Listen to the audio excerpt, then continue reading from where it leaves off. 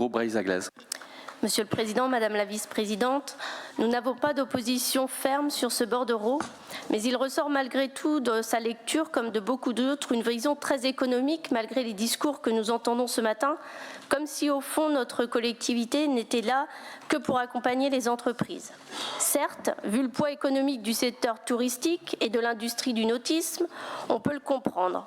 Mais il y a d'autres enjeux que nous ne devons pas omettre, à commencer par l'écologie, dont même les skippers se soucient désormais. 160 ports de plaisance, 400 zones de mouillage collectif pour la région Bretagne. Grâce à ce bordereau, nous savons que 75% des plaisanciers sont originaires de Bretagne. Sans doute plus d'ailleurs si l'on considère que parmi les 4% de Ligériens, certains sont de Loire-Atlantique. Je le dis en passant car il est toujours compliqué d'obtenir des données sur les 5 départements bretons, un grand débat que nous avons souvent dans cette Assemblée. Oui, mais il manque un chiffre important. Quel est le pourcentage de Bretonnes et de Bretons ayant une pratique du nautisme? Je ne parle pas des promeneurs du dimanche sur la plage, mais des gens qui s'adonnent à une pratique nautique, qu'importe l'activité. Car si la transmission des savoirs et des savoir-faire est primordiale pour sauvegarder cette culture maritime existante en Bretagne, il faut bien admettre que beaucoup n'ont tout simplement pas accès à la mer.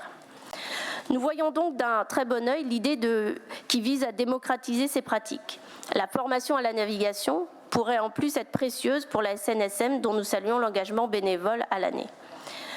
Nos ports sont sous-utilisés au quotidien.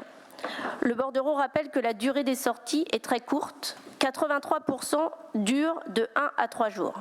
Le reste du temps, le bateau est une ventouse dans le port, une ventouse qui, à l'heure où l'argent public se fait rare, a un coût non négligeable pour les collectivités territoriales de toutes strates.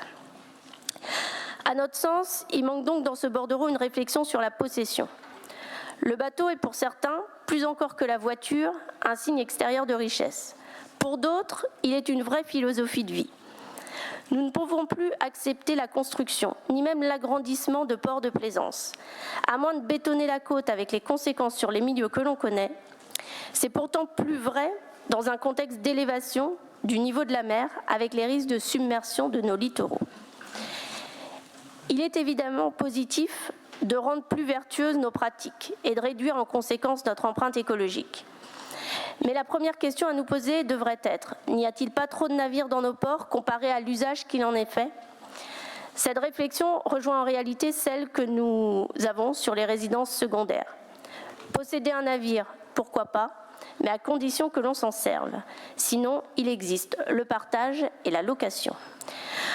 Le bordereau, selon nous, ne réoriente pas suffisamment les interventions régionales, socialement et écologiquement, malgré les avancées certaines. Ainsi, nous nous abstiendrons.